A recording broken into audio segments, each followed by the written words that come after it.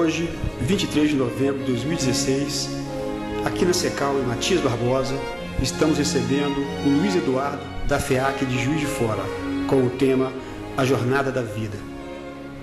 Boa noite a todos. Agradecendo o convite, a coragem que vocês tiveram, né? Com muita honra e muito prazer que a gente aqui está. Jornada da Vida. A jornada da vida começa com a viagem, começa com a história de um viajante. E esse viajante já estava há muito e muito tempo nessa jornada, nessa viagem da vida.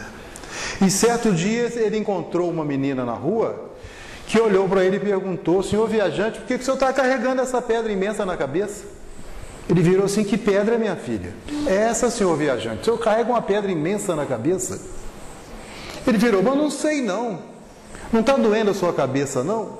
Ó, tem alguma coisa incomodando, mas eu não sei se eu tenho pedra. Com muita dificuldade ele levantou os dois braços e conseguiu jogar a pedra fora. Levantou um pouco a cabeça, falei: gente, que alívio!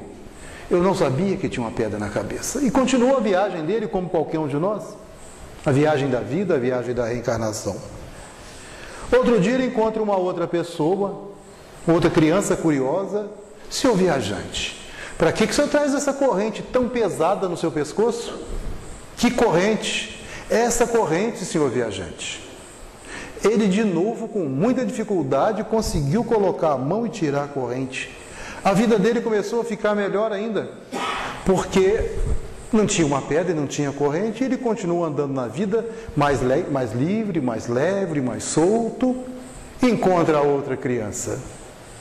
Senhor viajante, o senhor desculpa, mas o que o senhor vai fazer com esses dois tijolos imensos na mão? Que tijolo? Esse, que o senhor tem um em cada mão? Ó, eu tenho. Jogou fora. E ao fazer isso, ele ergueu a cabeça, começou a olhar mais na frente, ficou mais leve, livre e solto. A pergunta aqui dessa nossa história é essa aqui.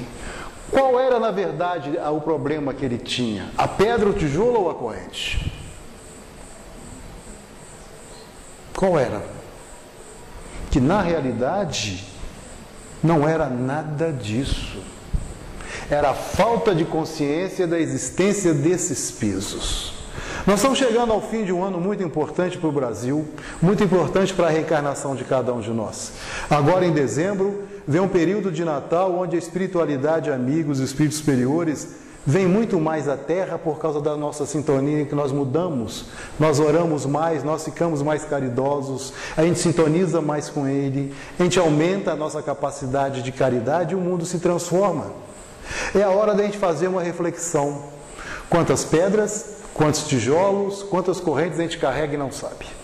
Nós vamos levar isso para o ano que vem? Vamos continuar levando isso para a nossa vida com que objetivo?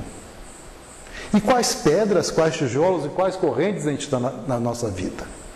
Porque é a hora de a gente chega a um determinado ponto que a gente tem que tomar uma decisão muito séria. Ou eu pego a minha viagem, sigo em frente, ou vou ficar sentado à beira do caminho, mas não é a música do Roberto Carlos, esperando que alguém me ajude.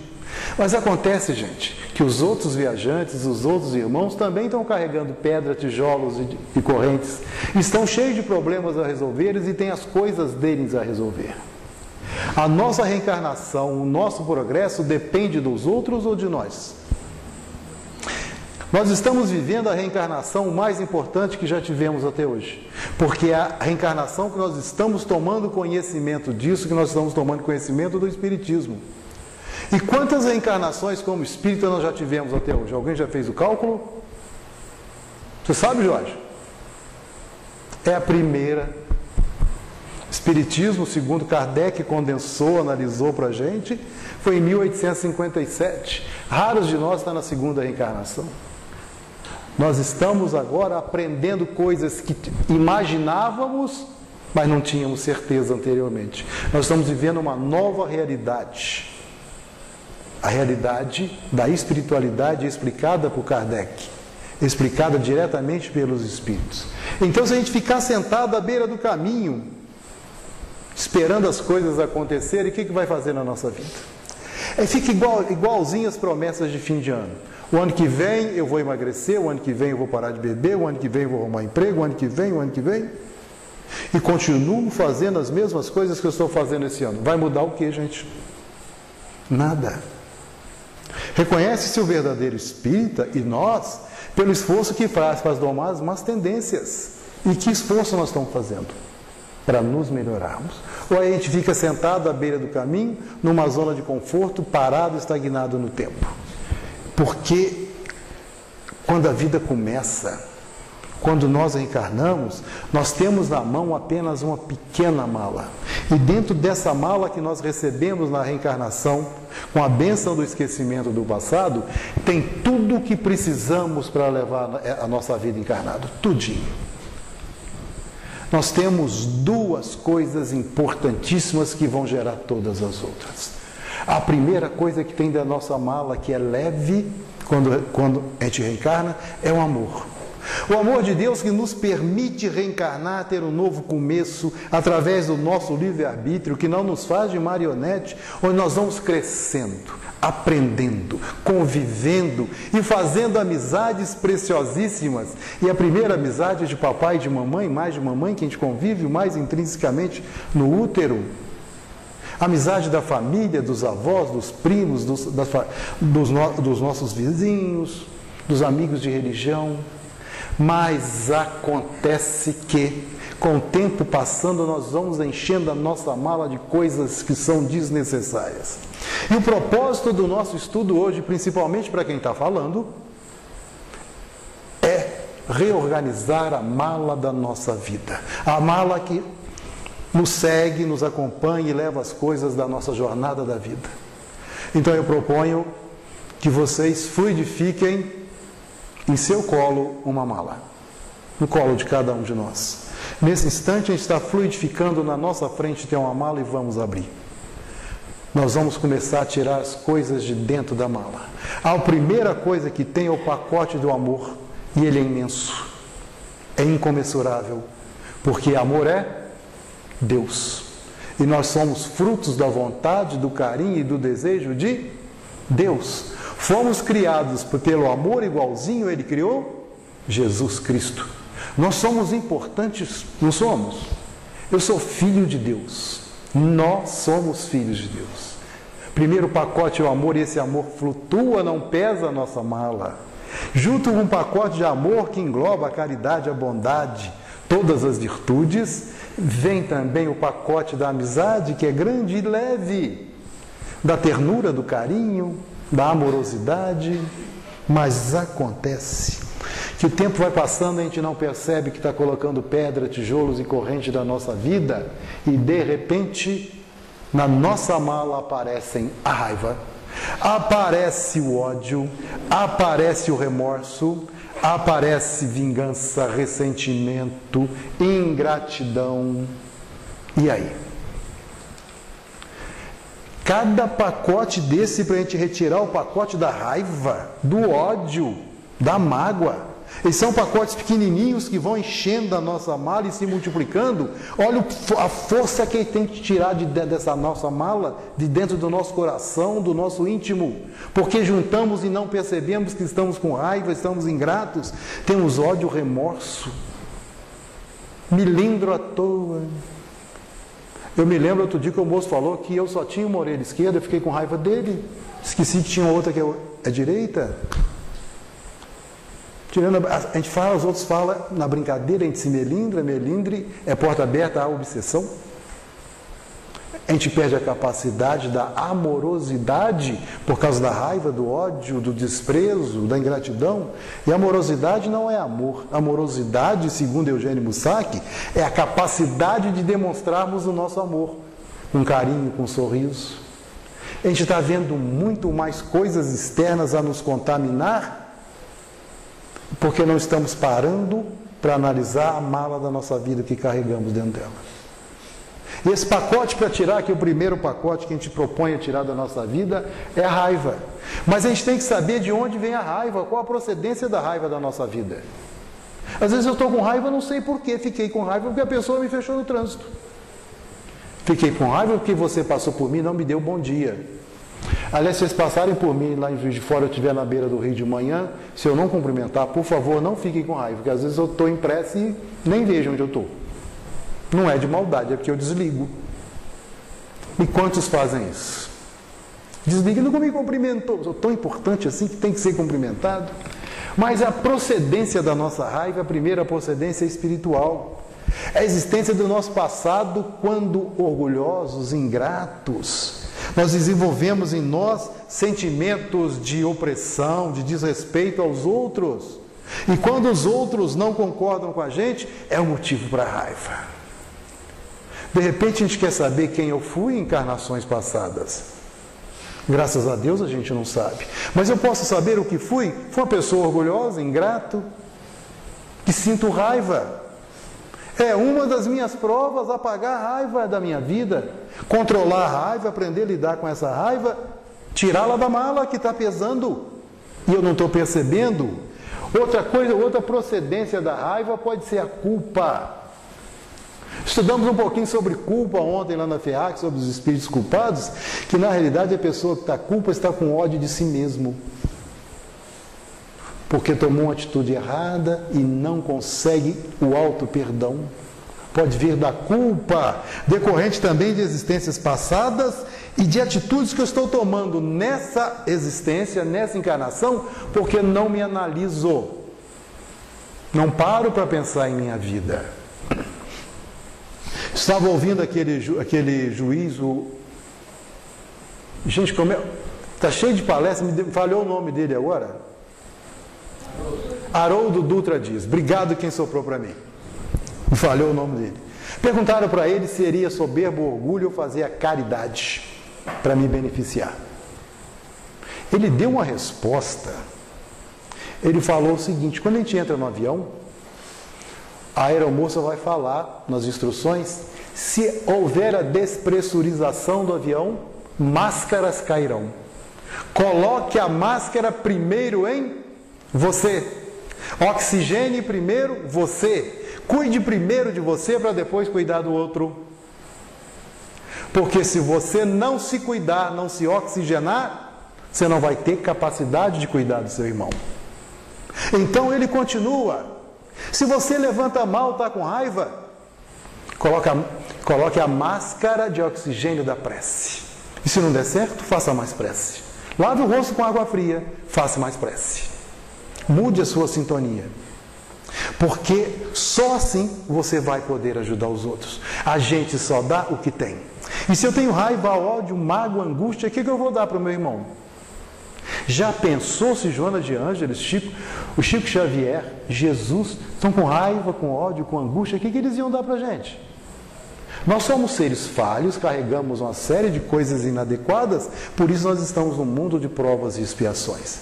Mas se a gente toma conhecimento disso, segundo Haroldo Dutra Dias, nós vamos passar a ser como um forno, sempre aquecido. Quando o forno está aceso dentro de casa, que a dona de casa está fazendo um bolo ou usando, não fica um calor em volta dele? É assim que deve ser a nossa amorosidade, a nossa máscara de oxigênio, emitindo calor para aquecer, para abraçar os outros. E já falei isso aqui a última vez que eu tive. A lâmpada, antes de iluminar o ambiente, ela ilumina-se a si mesmo. E cada vez que eu tenho raiva, ódio, mágoa, eu, em vez de me iluminar, estou entrando nas trevas. Não sei o que eu carrego.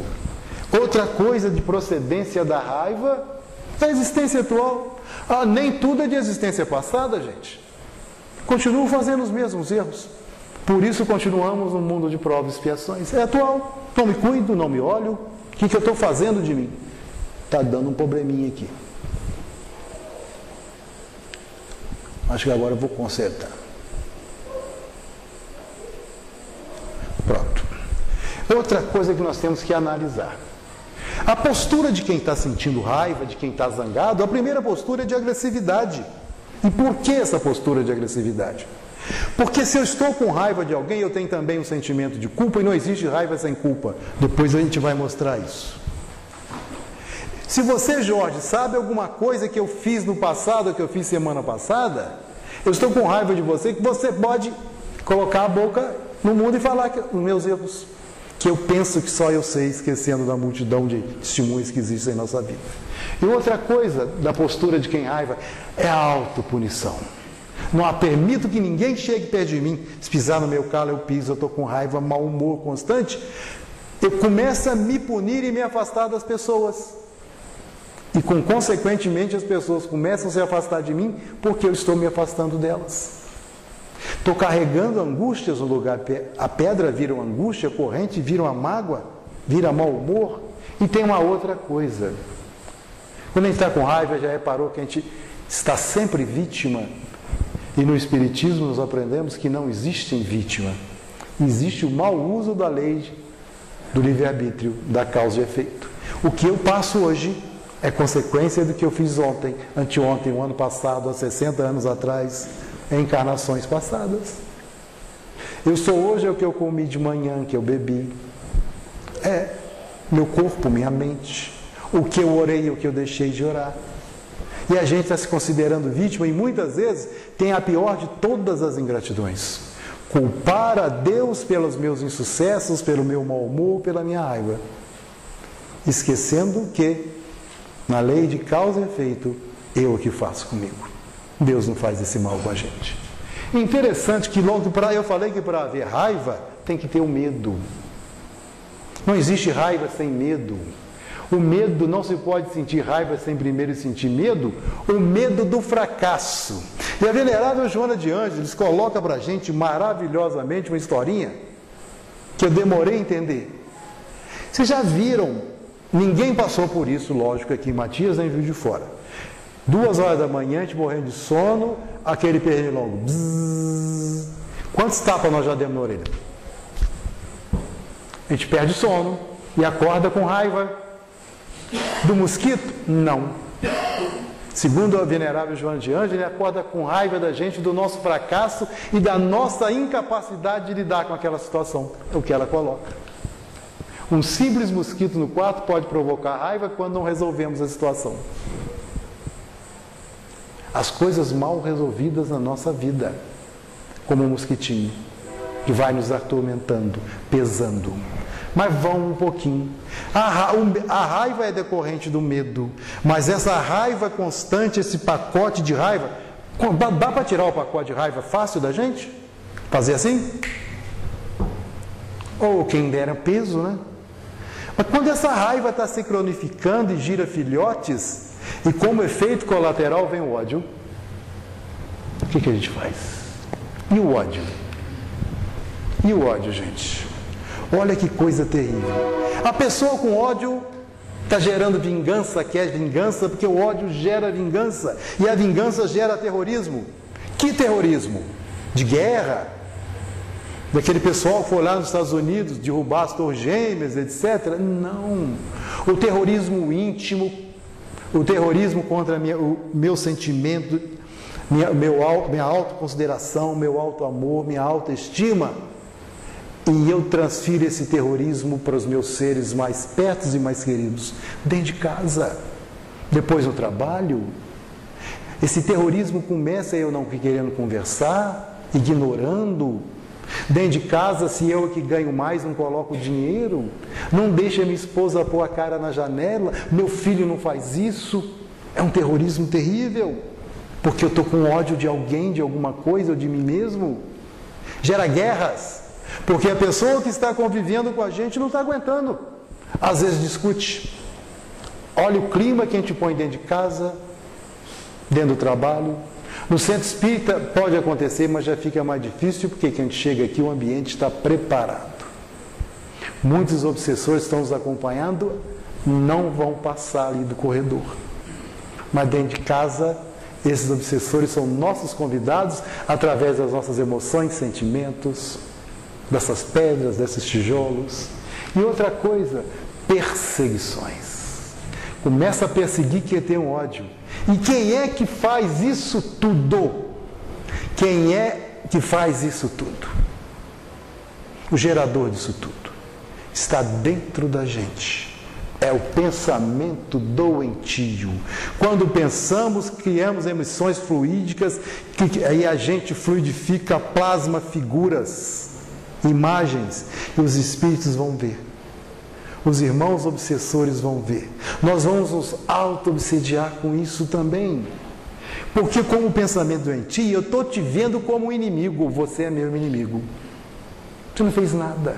Tivemos uma discussãozinha, em vez de colocar o perdão na minha vida, eu estou te vendo como um inimigo terrível. E te vendo como inimigo, no meu pensamento doentio, eu quero te fazer sofrer, porque você fez dano em mim. Estou com ódio de você, porque você fez alguma coisa contra mim.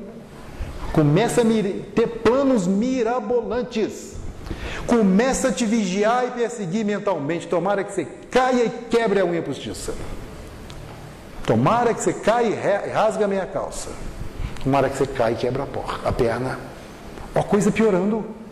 Tomara que você fique doente, estou desejando mal. Que coisa terrível. E eu só vou ficar feliz se você estiver infeliz. Mas você não fica infeliz, está sempre rindo, está bem, meu vizinho. E quando eu vou ser feliz? Nunca. Quantas pedras, quantos tijolos e correntes dentro da nossa mala. E nós viramos um mala. Ninguém aguenta. Isso tudo aqui, quem faz isso? Que tipo de espírito faz isso? Esse. Isso gera obsessão. Que tipo de obsessão? Auto-obsessão. Isso nos causa doenças. Manuel Filomeno de Miranda fala que essas coisas nos causam doenças, simulacros que simulam doenças, porque acoplamos em nosso perispíritos, espíritos que pensam, que sentem as nossas emoções, são igualzinhos a gente, e as doenças deles passam para o nosso perispírito, que passa para o corpo físico. Vamos ao médico, não acho nada. O médico não acha. Porque nós estamos nos deteriorando, procurando doença por causa do ódio, por causa da raiva. Vou contar uma história para vocês. O Zé era um funcionário na firma há muitos e muitos anos, e um funcionário que nunca chegou atrasado. Mas hoje de manhã o Zé chegou atrasado na firma dele, pela primeira vez em 15 anos. O supervisor estava de TPM. Já viram o homem? Sabe o que é TPM de homem? É tudo pela metade, a gente não faz nada direito. Ele estava zangado. Chamou o Zé e passou uma Isso chamou a atenção do Zé. Não consegui falar descomposturas, viu? Muito sério. Humilhou o Zé. E naquele instante que ele estava chamando a atenção, humilhando o Zé começou a ter reações químicas no corpo. A primeira coisa que foi o Zé aumentar a pressão. O coração aumentou os batimentos para preparar o Zé para agredir o supervisor ou sair correndo. Ele teve o fenômeno da taquicardia, o coração tum, tum, tum, tum. E ao mesmo tempo era necessário oxigenar a si próprio para agredir ou para fugir. Os pulmões começaram a pedir mais ar. E o Zé com o coração pum, pum, pum. E o pulmão, ele assim, ó. Já viram alguém assim? Já se olharam no espelho? Quando a gente está assim, que coisa feia, eu fico horroroso.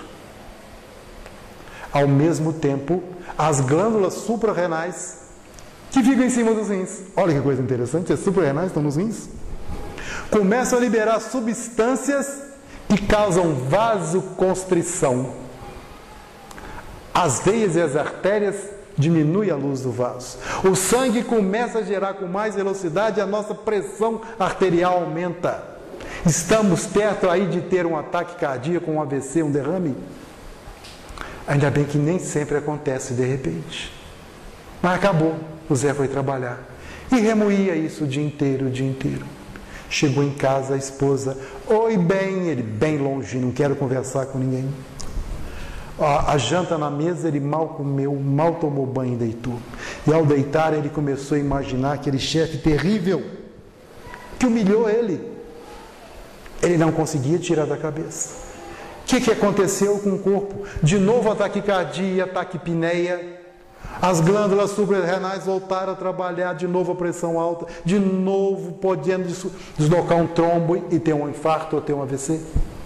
Isso...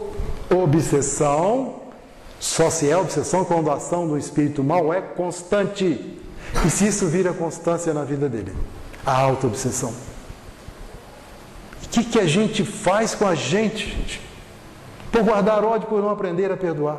Daqui nós entendemos que o ódio pesa e nos prende.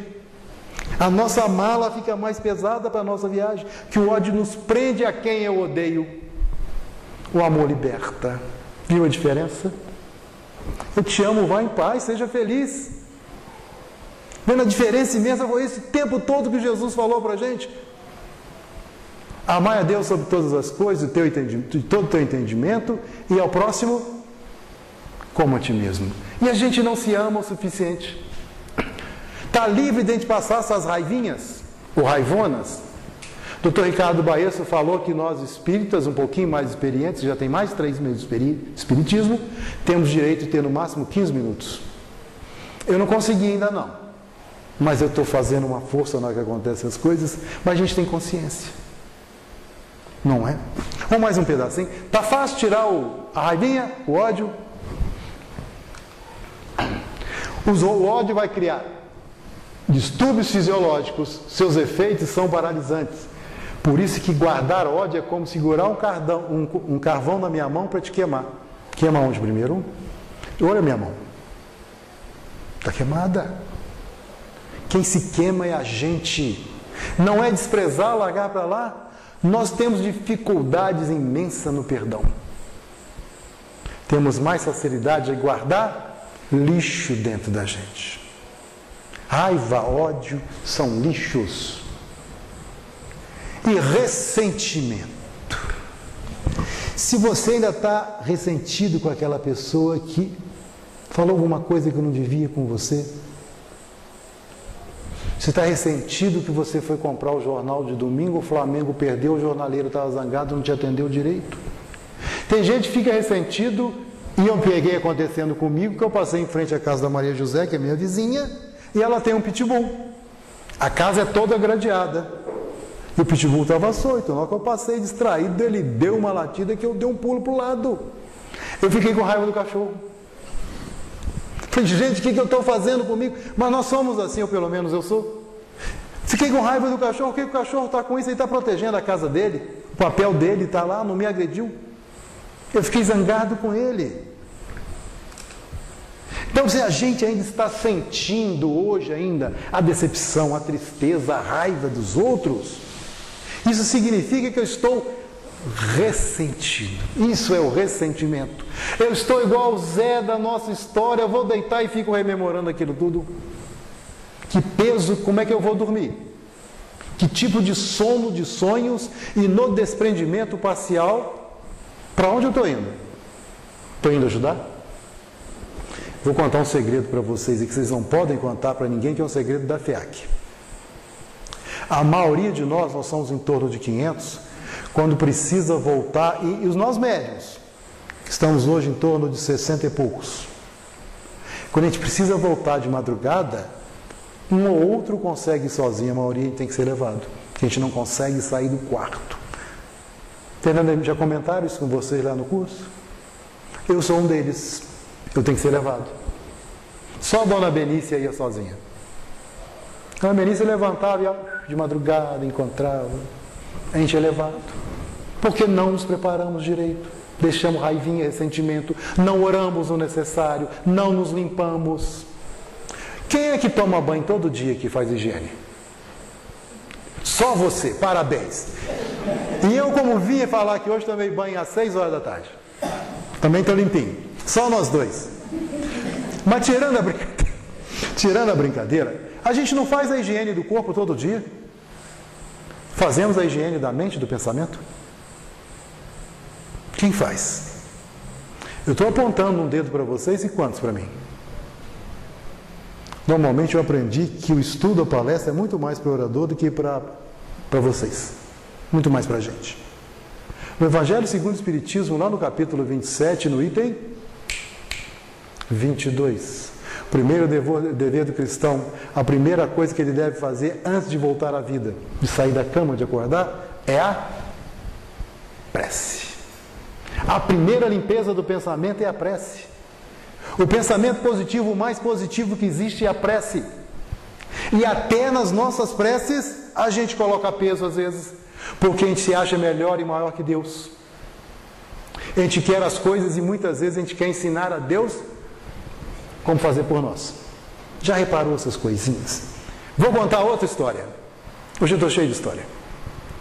O viajante, caixeiro viajante, que é do meu tempo, caixeiro viajante, terminou o serviço dele numa sexta-feira lá na aldeia, e já era mais ou menos 3 horas da tarde, e pensou, são 6 léguas daqui até lá em casa, já estou a semana inteira longe da minha esposa, dos meus filhos, eu vou a pé para casa. São 3 horas da tarde, eu acredito que lá para 6h30, 7 horas da noite eu estou lá. E foi indo. A mala dele estava leve porque ele tinha esvaziado a mala, tinha vendido as coisas dele. E possivelmente tinha esvaziado até essa mala que nós estamos estudando aqui hoje. Daí a um certo tempo ele teve a intuição de olhar para trás e vinha em direção deles, mais longe, 3 rapazes. Diz que ele apertou a vista e reconheceu que eram 3 rapazes que não eram do bem. Se eles alcançassem esse viajante, iam bater nele e tomar todo o dinheiro que ele tinha feito durante toda a semana. Ele apertou o passo e os 3 rapazes apertaram. Ele estava todo cansado, que trabalhou a semana inteira, e os rapazes chegando perto dele. Numa curva da estrada, ele se ajoelhou e falou assim: eu sou um homem de fé, eu amo a Deus, eu confio em Deus. Parou, colocou as mãos juntas, fechou os olhos e até tremia. Deus, meu paizinho, manda aqui um cachorro bem bravo para morder aqueles rapazes e me salvar. Abriu os olhos. Não tinha cachorro. Olhou para um lado, desesperou e apertou o passo e foi. Virou outra esquina. Virou assim: eu não rezei, não orei com a intensidade que eu tenho de orar. Vou orar mais firme ainda. Oh Deus, desculpa que eu não fiz todo, não coloquei a minha fé em toda. O cachorro não deu, mas manda 3 guardas bem fortes, dá uma surra neles e me salva. Agora sim, não tinha guarda. E ele entrando em desespero. Ele cansado, sabendo que ia ser alcançado a qualquer momento, eles iam bater nele. Iam tirar toda a férias que ele trabalhou honestamente, não sabia o que fazer, olhava para um lado, olhava para o outro, querendo um local para se esconder, e viu que entre 2 pedras tinha um espaço diminuto e tinha um buraco. Ele poderia se esconder, passar ali, mas na hora que ele foi passando, tinha uma aranha começando a construir a teia. Ele tinha aracnofobia, coisa chique eu falei agora, medo de aranha. Mas no desespero entre eles e a aranha, aquele tremendo de medo de aranha, se jogou ali, se enfiou lá naquele buraco atrás da pedra, botou umas folhas e ficou: Deus me protege, tremendo de medo. Daí a pouco chegam os 3 e procura daqui, sumiu daqui, olha aqui, olha dali.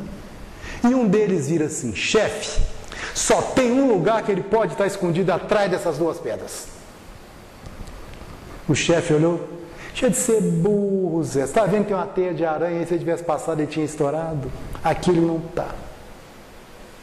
Assim é a gente. Mesmo nas nossas petições, nas nossas orações, quantas vezes a gente coloca limite a Deus? Vocês acham que Deus ia mandar um cachorro para morder os filhos, que os outros 3 são filhos deles?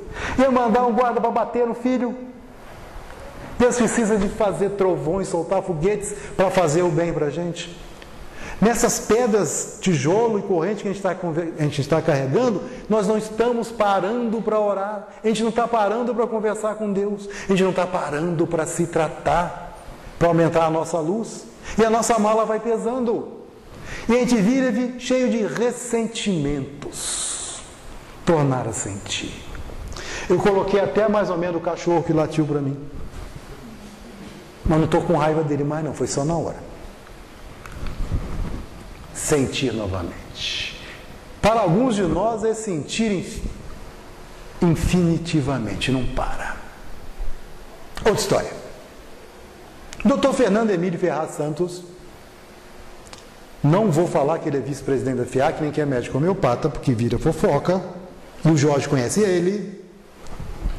contou para a gente numa reunião mediúnica, e depois contou para a gente também quando a gente estava fazendo o curso de mediunidade, que certa feita ele atendeu uma senhora cheia de problemas que a filha levou, falou para ele que ela já tinha passado em N médicos, eu vou simplificar a história, e não curava.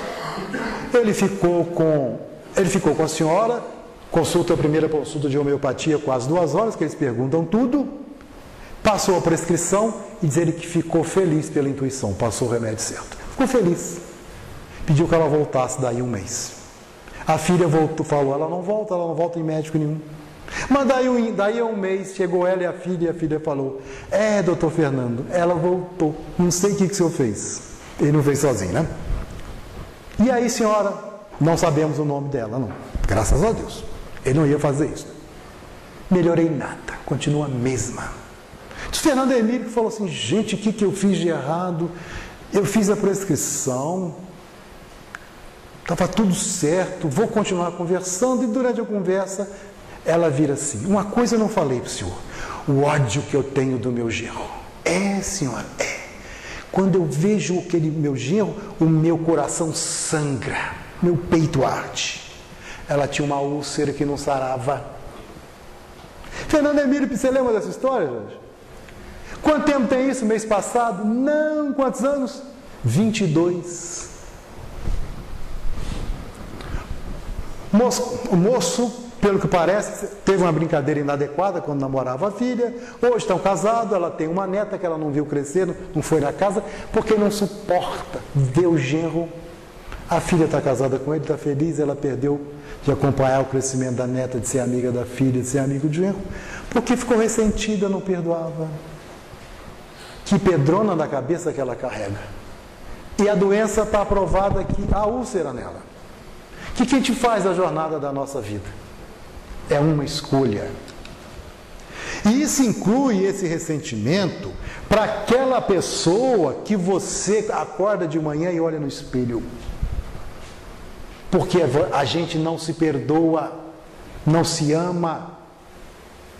Falcone deu uma brincadeirinha, que ele levanta, vai no espelho, faz a barba, bate a cara assim em frente ao espelho, caboquinho bonito, papai e mamãe estavam inspirados.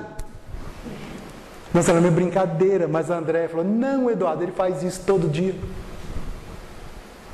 Se você não se amar, quem vai te amar?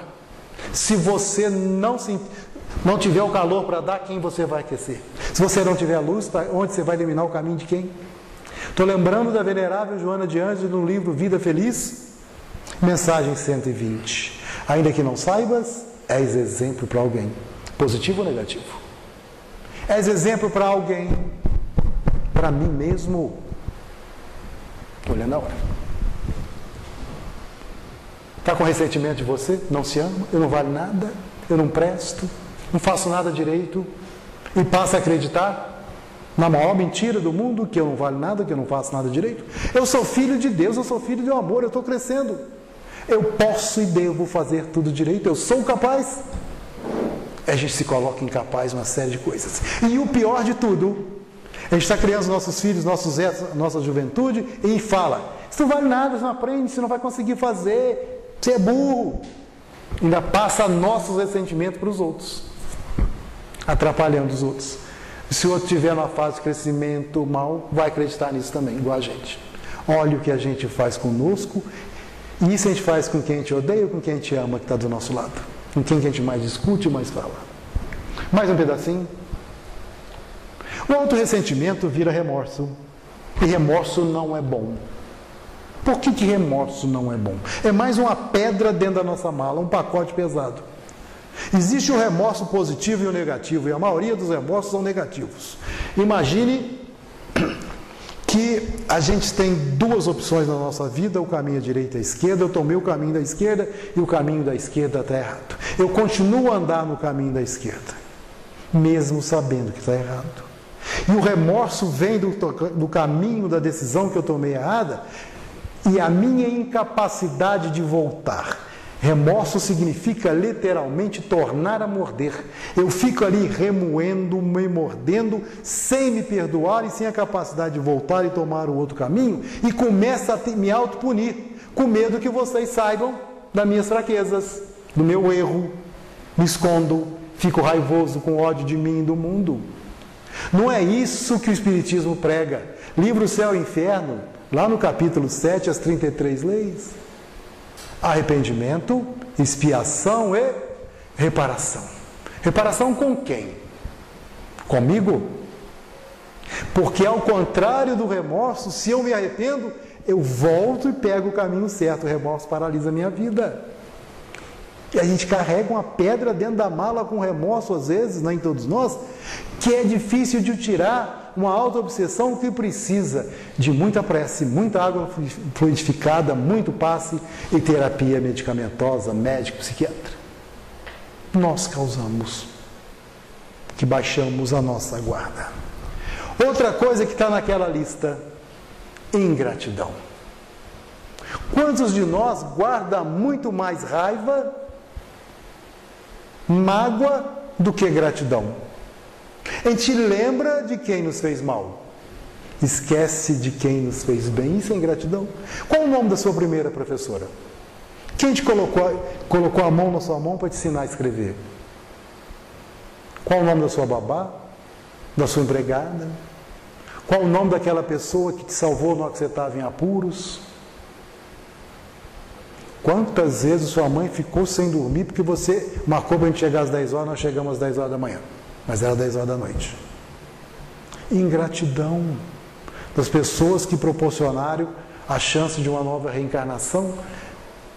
A gente fica com raiva das pessoas, mas não esquece de agradecer o que de bom nos acontece. Acho que a última vez que nós estivemos aqui, a gente estava falando de gratidão, eu me lembro que eu contei a história de quem comeu feijão. A gratidão de a gente poder contar. Primeiro, o preço que está.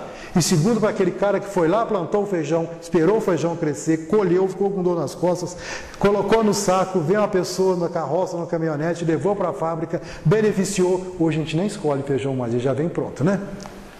Colocou em saquinhos de 1 quilo, levou para o supermercado, a pessoa colocou na prateleira, outra foi e etiquetou, outra está no caixa, nós pagamos. Gratidão a Deus, eu posso trabalhar, o pão nosso de cada dia eu tenho hoje. Chegou em casa para comer o feijão, teve a água que alguém colocou, o fogão que alguém fabricou, o gás. Minha esposa que fez. Eu reclamo às vezes que o feijão está salgado. Olha a gratidão de um ciclo para comer um feijãozinho. É mole. E nós somos privilegiados, porque tem gente que está comendo feijão que sobrou no lixão. Às vezes a gente esquece de guardar a gratidão. E segundo Joana de Ângeles, a gratidão nos enobrece e nos leva em direção a Deus. A gente fica agradando mágoa e raiva. Por isso, a ingratidão é uma pedra, um tijolo, uma corrente que tem que tirar da mala da nossa vida, gente. Tem que tirar. Ser grato a Deus pela oportunidade. Não é que a gente pensa assim, Deus me fortalece. Para fortalecer, te dá mais prova. Fortaleza. A vida mole, tudo na mão, a gente fica gordo, barrigudo, preguiçoso e não faz nada. A gente precisa de provas, de desafios. Mágoa. Guardar mágoa é tomar veneno e esperar que outra pessoa morra. Lembra a paciente do Dr. Fernando? Quem está tomando remédio? O genro dela diz o Fernando que está ótimo, maravilhoso. Filha dela, ela está lá doente, de consultório em consultório. Porque não se perdoa. Remédio vai fazer efeito. O que importa, na verdade, na vida da gente, o que importa é o que sentimos. E o mais importante disso tudo é o que ainda a gente está sentindo. Importa o que eu senti no momento que eu me senti agredido, me senti ofendido, ou por algum motivo, pelo meu imenso orgulho, me senti superior, não posso ser ofendido, não posso ser contestado.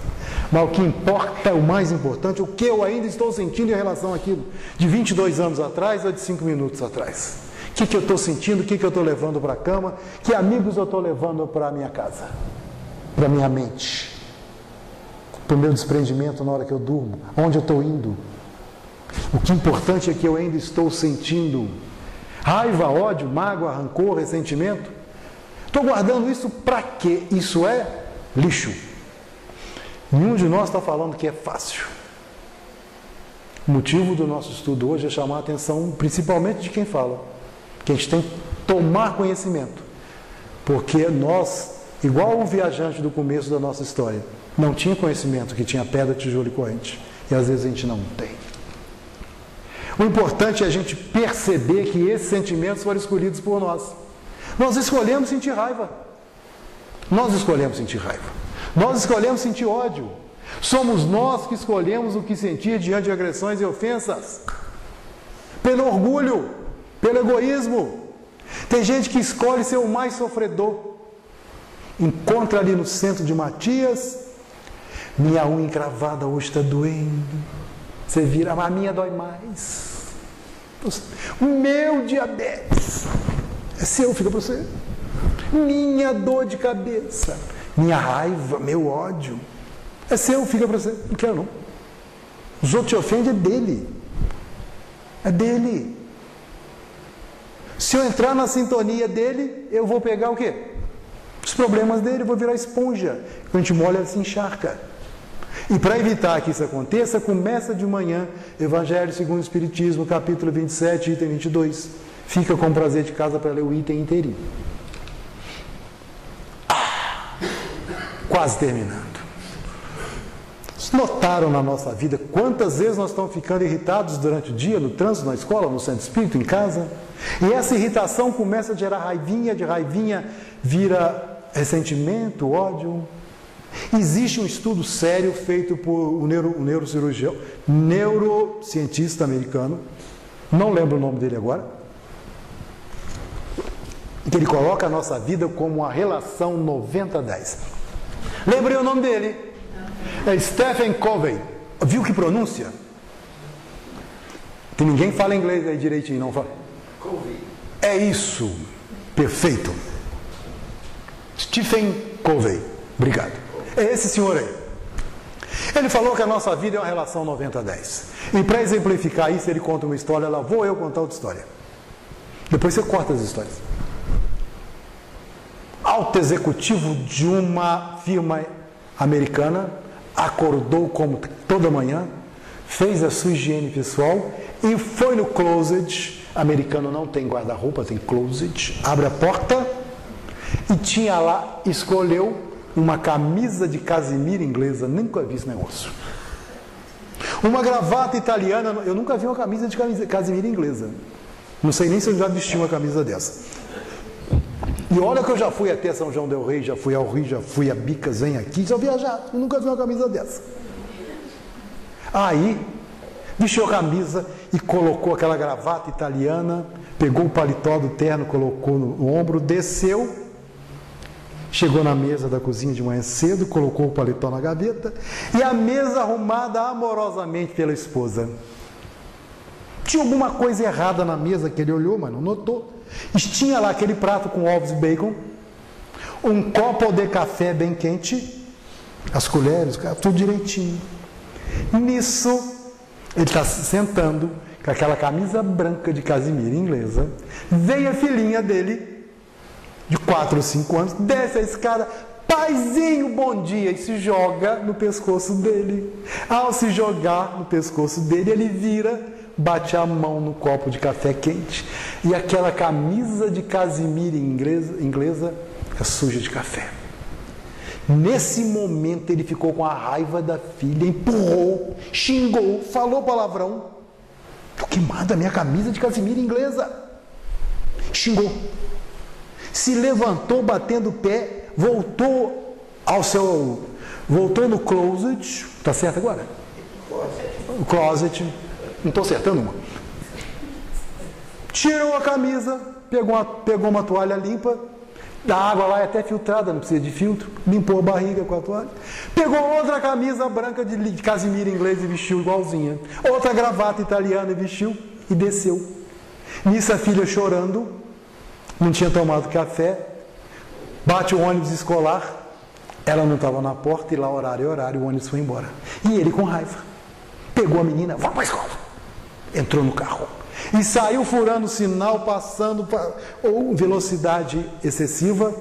Aí levou uma multa, que ultrapassou 2 sinais, velocidade excessiva, foi multado no outro radar, parou em frente à escola, em fila dupla, a menininha desceu, correu, ele virou o rosto para ganhar um beijo. Pela primeira vez em 5 anos ele não ganhou o beijo da filha. E foi embora. Chegou no escritório, parou o carro, aquela freada, todo mundo ouviu, subiu as escadas, sentou-se à mesa, pronto para a reunião, que já estava atrasado há mais de meia hora com isso tudo.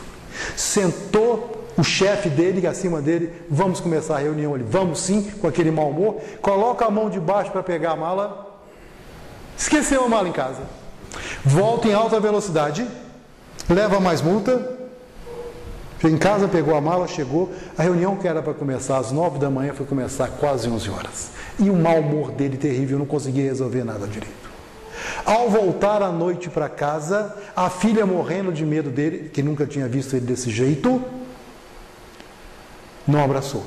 A mulher zangada tinha deixado o bilhete, sua janta está no micro-ondas. E estava lá o cobertor e o travesseiro para ele dormir no sofá. Essa foi a história desse. Mas aí o Stephen Covey pergunta para a gente: o que causou tudo isso nesse nosso amigo? Foi a esposa que é culpada porque colocou o copo de café do lado direito, se ele sempre ficava no esquerdo? A esposa? Foi o copo de café que estava errado? Ou foi a filha que se jogou nele? Foi uma dessas coisas? O que causou todo esse transtorno na vida dele foi a irritabilidade e o mau humor dele.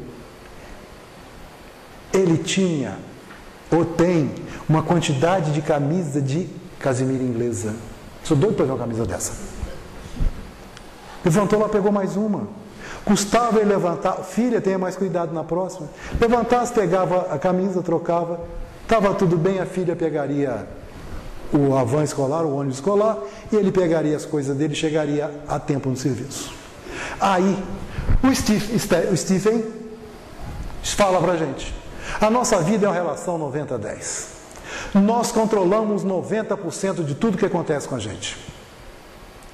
As nossas emoções, nossos sentimentos, as nossas raivas são possíveis e passíveis de serem controladas. Eu não controlo se vai chover, se o avião vai atrasar, se você está com raiva, se o sinal está fechado. Mas isso dá apenas 10% da minha vida. O resto tudo eu controlo, e é 90%. E eu deixo passar em branco, porque eu estou deixando a vida me levar. Agora já é meu. Estou adepto não dos 90-10, do Zeca Pagodinho.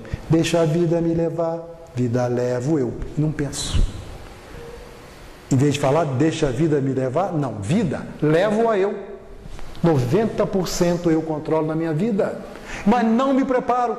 Esses 10% se acumulam em raiva, ódio, agressão, agressividade, mau humor, baixa autoestima. É isso que o Espiritismo ensina. É isso que Jesus ensinou.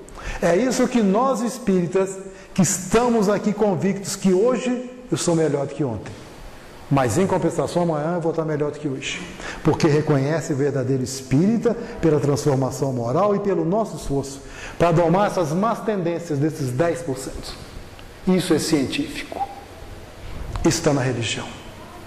Nós aqui temos que controlar a nossa vida. O que fazer nisso tudo, gente? É perceber o que somos, quem somos, perceber sem julgamentos. E percebendo quem somos, o que somos, é aceitar o que somos e que somos. E quem somos. Perceber, aceitar e refletir sobre isso. O que eu tenho que fazer, o que eu tenho que mudar? Qual é a minha relação na vida de 90-10? Onde está pendendo mais, os 10% ou os 90%? Estou me deixando? Decidir fazer as coisas. E se eu decido, eu tenho que partir para a ação. E eu partindo para a ação, tem 3 coisas. A ação das coisas tem 3 fatos também. Quando eu decido domar uma má tendência, por exemplo, parar de falar palavrão, tomei a decisão que não vou mais falar palavrão, e saio de casa, pego o meu carro, levo uma fechada e eu solto o palavrão. Seu filho de uma linda, maravilhosa e doce mãe. Não sai isso não, mãe. Mas aí, opa, na minha concepção, eu prometi, hoje eu não ia falar palavrão e saiu. Isso, gente, é um passo imenso na nossa vida. É um passo imenso que até agora eu não tinha conhecimento que eu falava palavrão e sem querer. Eu falei o palavrão, opa, falei. Olha a imensidão, eu estava falando, não estava sentindo, estava automático. Isso não é bom. Eu falo um palavrão, o cara pode descer, pode brigar, eu posso causar um transtorno, igual o moço lá do alto executivo. Outra situação é o durante, leva fechada. Gente, o dia que a gente chegar nesse estágio de parar a agressão, não agredir, nós já estaremos muito superiores a que somos hoje. E tem a parte do nunca, do antes. Pode fechar, vai com Deus. Ainda faça uma prece. Deus, Jesus, amigos espirituais, proteja o companheiro que ele está atrasado. Tá? A gente faz isso. E interessante que nas nossas decisões, no mesmo dia, as três situações, o antes, o durante e o nunca acontecem. Porque nós ainda vacilamos. Quando a gente tirar esse desafio, a gente coloca outro. Tirou esse desafio da mala da gente. Porque, afinal de contas, o ofensor, nós contra nós, ou o terceiro, fez o que fez, um momento passou, mas o que ficou dentro da gente? Pensa, muda o destino da gente, vamos pensar positivo, riscar a palavra culpa, não tenha medo, tenha fé, não se queixe, não deixe interferências externas tumultuar a sua vida. É a história do moço do 90-10. Liberte-se perdoando. Escolha o melhor caminho para a sua viagem, e a melhor coisa é colocar na mala da gente. Nós vamos terminar o nosso estudo hoje com isso. Terminamos. Escolha aqui. A mala está na frente, está no colo. Esvaziamos. Conseguimos tirar tudo. Não é melhor a gente carregar na nossa mala, pegar o que a gente precisa hoje, levar com a gente o perdão, a paciência, a alegria, o silêncio, a paz, a bondade, sabedoria, a verdade, o autocontrole, a empatia e sinceridade com os outros e comigo mesmo? É a proposta do nosso estudo. Se a gente conseguir um pouquinho disso, a gente está avançando no caminho da nossa felicidade. Porque perdoar, libertar um prisioneiro e descobrir que era a gente. Que Jesus nos abençoe e agradeço a vocês pela paciência. Graças a Deus.